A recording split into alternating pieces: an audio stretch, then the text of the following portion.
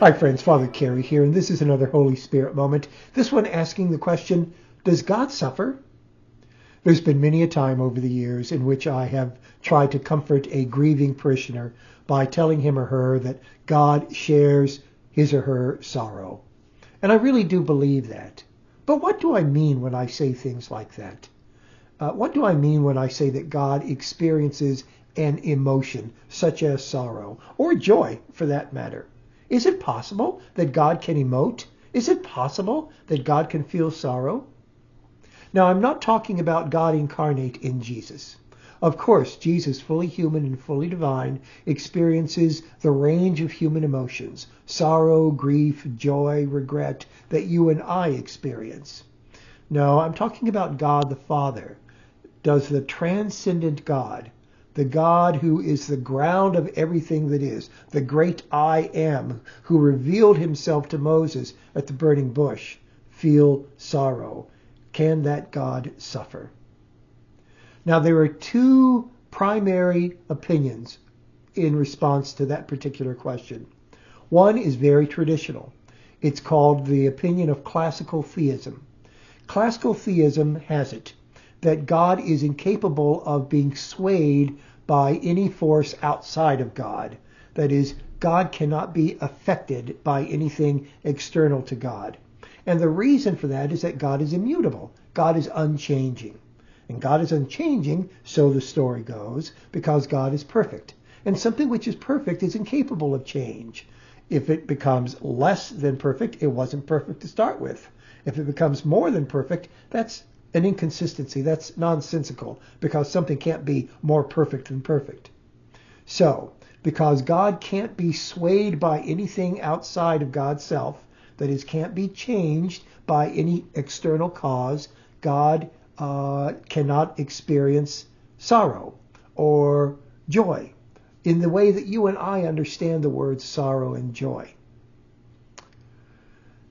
That way of thinking about God preserves God's transcendence and God's majesty, but it seems to run foul of the Christian and Jewish intuition that God is a loving God. And why does it run afoul of that? Well, because to love is to be changed by that which one loves. When I love another person, I experience her sorrow or her grief or her joy. I cannot but do that because I have such a close and intimate relationship with her. To love is to be influenced by the beloved. That is, it is to be influenced, it is to be swayed by something outside of oneself. So if God is immutable, God is perfect, God never changes, then how is it possible that God could love? It seems to be the case that God can't. And that's why, in recent years, the second way of thinking about this question has arisen. Sort of the classical text for us is a 1973 book entitled The Crucified God by the German theologian Jürgen Moltmann. Moltmann was scarred by the experience of World War II and all of its horrors, and it got him to thinking about just what we need in our God. And what we need, says Moltmann, is the ability of God to suffer with us. Let me read you a passage from his book, The Crucified God. Moltmann writes, "A God who cannot suffer is poorer than any man.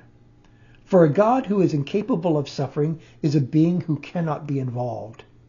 Suffering and injustice do not affect him. And because he is so completely insensitive, he cannot be affected or shaken by anything. But the one who cannot suffer cannot love." So if God cannot suffer, if God cannot be changed or swayed by bad things that happen to us, for example, then God cannot love. And if God cannot love, what good is God?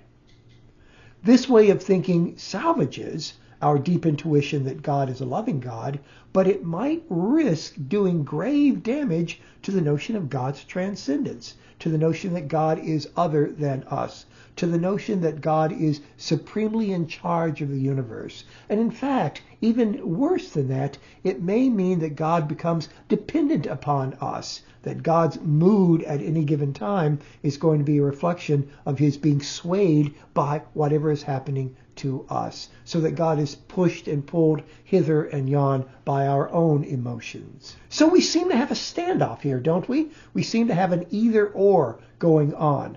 Either God is perfect, but hence doesn't seem able to love, or God is loving, but hence isn't perfect and is something less than what we normally think of when we think of God.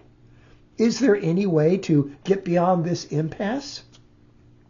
Yeah, I think there is. And that gives me confidence when I tell a parishioner or myself that God feels the pain that we human beings feel, that God feels our sorrow, that God suffers when we suffer, or for that matter, that God rejoices when we rejoice. And let me give you my argument for it. It's a two-part argument. The first is this. And it's not original to me. It's offered by a wonderful theologian by the name of Paul Helm. He says that God does experience emotions such as sorrow, but that they're not the kind of emotions that we humans experience. They're analogous to the emotions we experience. He calls them themotions to distinguish them from emotions. And I suspect he's coined the word themotion with that prefix th in order to gesture at the Greek word theos for God. This is what a themotion is, according to Helm. A themotion is a state of mind or that is as close as possible to the corresponding human emotion, except it cannot be an effect.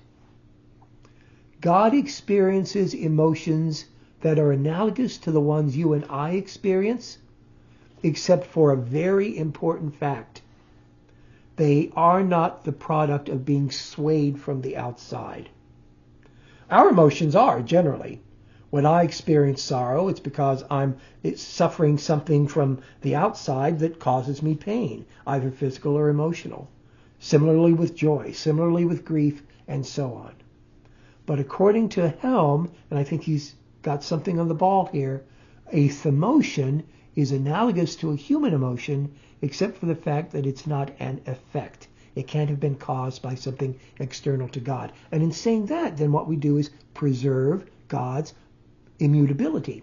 We preserve God's perfection, but we make room for the presence of emotion or suffering or rejoicing in God. That's the first point. And the second point is this, and it's an important one. We can respond without being affected. We can respond to a situation without our response being the product of being swayed by that situation. We can respond, we can choose to respond in a certain way without that response being determined by the situation. And that may be the way that God suffers or emotes or feels joy. God sees our suffering, and God chooses to share that suffering. It's not that God is being affected, that is caused to suffer by us.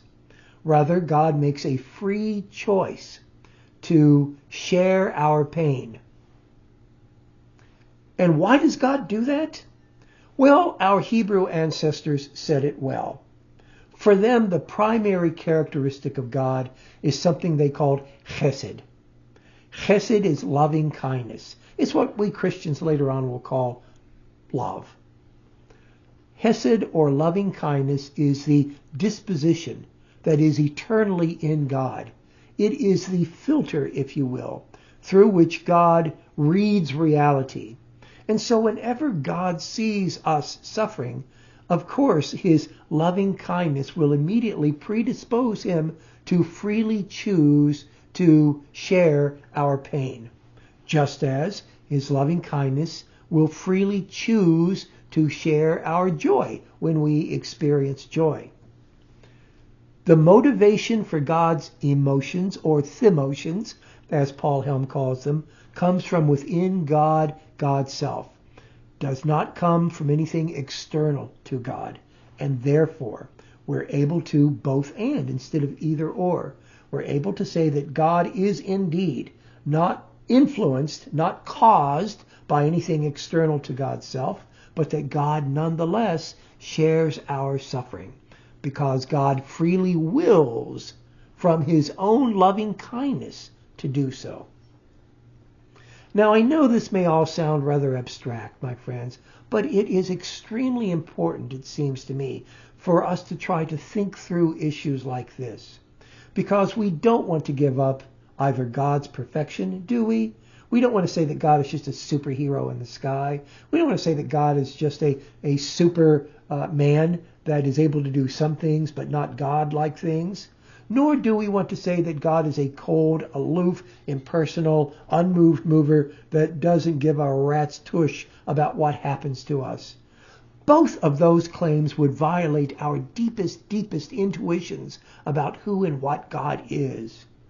But if we keep in mind these two propositions, Paul Helm's understanding of themotion and the alternative or the complementary claim that you don't need to be affected or swayed by something outside to respond emotionally, then we can salvage our intuitions. We can have a both and when it comes to God. So yes, God does suffer with us, but God is not diminished by that suffering, and neither is that suffering caused or inflicted upon God. It's freely chosen out of God's loving kindness. I'm Father Kerry. This has been a perhaps abstract but important, I think, Holy Spirit moment. Thank you so much, folks, for watching. If you do not subscribe, but you are of a mind to, I invite you to do so. Take care, God bless, and I will see you next time, hopefully with a less abstract topic.